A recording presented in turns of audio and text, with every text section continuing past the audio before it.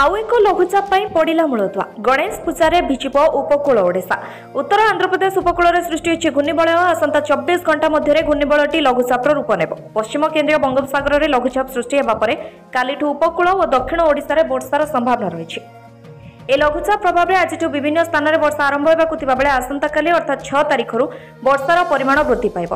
ए वर्षा आगामी 9 तारिख पर्यंत लगी रही विभिन्न जिला को पाणीपाग केन्द्र पक्षर अलर्ट जारी कर आसंता काली घड़घड़ी बिजुली सहित वर्षा नहीं 18 जिला को येलो अलर्ट जारी करिछि पाणीपाग विभाग।